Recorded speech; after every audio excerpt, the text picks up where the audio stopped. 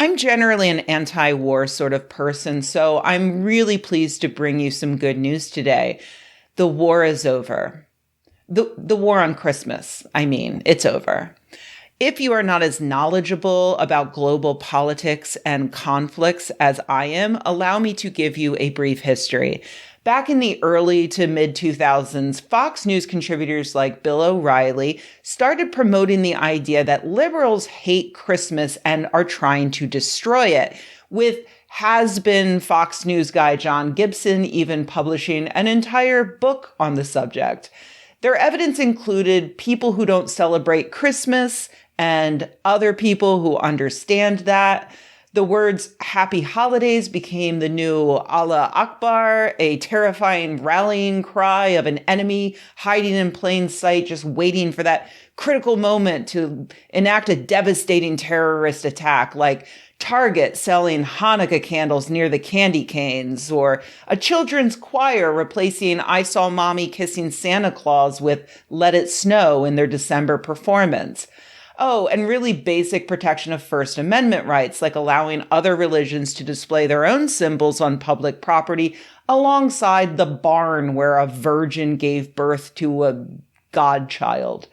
It truly was an awful time for Christian conservatives, by which I mean it was a time when they tried awfully hard to pretend they were victims of something. The idea even quickly spread to the UK, where conservative tabloids decried that the dead hand of political correctness is throttling the life out of the festive spirit, which makes libs sound pretty metal, actually. That's kind of awesome. Anyway, the war was immensely stupid to anyone with a brain, but immensely profitable to anyone who relied upon anyone without a brain to give until it hurts. Conservative groups raked in the cash, like the American Family Association that got $500,000 from buttons and magnets reading Merry Christmas, It's Worth Saying, and Liberty Counsel, a nonprofit law firm affiliated with the religious right that took in more than $300,000 with its Help Save Christmas action packs. The kits include 2 buttons, 2 bumper stickers, and the memo that saved Christmas, a guide to defending overt religious expressions such as nativity scenes in a public school classroom. Despite your insane Aunt Petunia ordering as many action packs as she could afford on her monthly income from Mary Kay makeup parties, it seems that 20 years after its beginning, the conservative Christians have actually lost the war. Not because Christmas has been destroyed, as that was never actually the goal coming from the left. No, the left's goal was much more insidious: to get people to stop giving a shit about this non-issue. And sure enough, this month a YouGov poll has revealed that the vast majority of Americans do not, in fact, give a shit about the war on Christmas. When more than 1,000 U.S. adults were asked, do you agree or disagree that there is a war on Christmas in the United States today, only 23% agreed, which is still too much. But 2 years ago, that number was 39%, and 10 years ago, it was 51%. The number of Republicans who agreed dropped from 59% in 2022 to 36% now. That means that the majority of the target market for the war on Christmas are no longer buying it.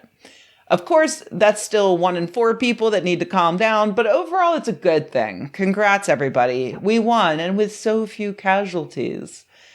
Okay, that's it for the good news. Here's the bad news. People no longer care about the war on Christmas because it was always just a bullshit wedge. Not a war, but a battle designed to get conservatives to buy into a larger war, the culture war. Ignore the previously important political issues that divided the left from the right, like big versus small government, taxes, budgeting, infrastructure, regulation. Who cares about all that? The real issue is that the other side is coming to destroy your entire way of life. And what better place to start than the happiest, merriest, coziest, joyous celebration that we collectively enjoy as an American society? The thing about a wedge issue is that once it's broadly accepted as normal, you can drop it and move on to the stuff that you really want to do that would have been unseemly if you had started there. So who needs the war on Christmas, once deemed politically correct, when we now have evil school teachers turning your children trans, DEI ruining our institutions, woke screwing up everything? The war on Christmas wasn't just an obviously stupid distraction. It directly led to the further dehumanization of marginalized people, to the loss of affirmative action, to the fall of Roe v. Wade.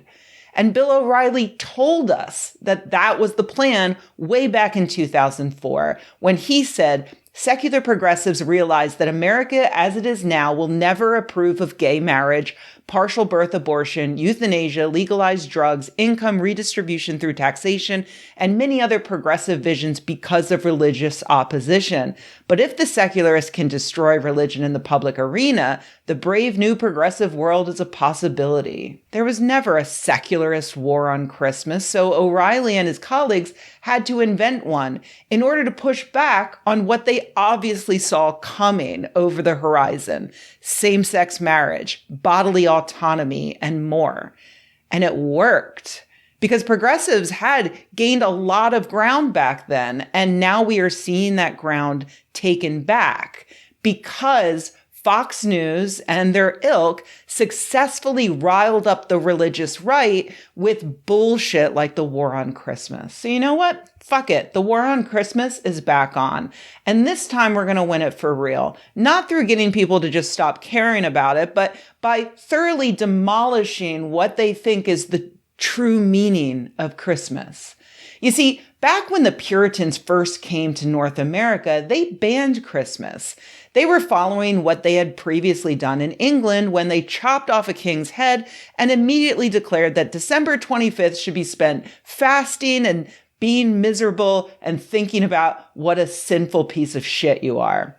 They hated Christmas, in part because it wasn't mentioned in the Bible, but more so because it was an obviously pagan ritual that had fuck all to do with Christianity and had everything to do with eating, drinking, and being merry.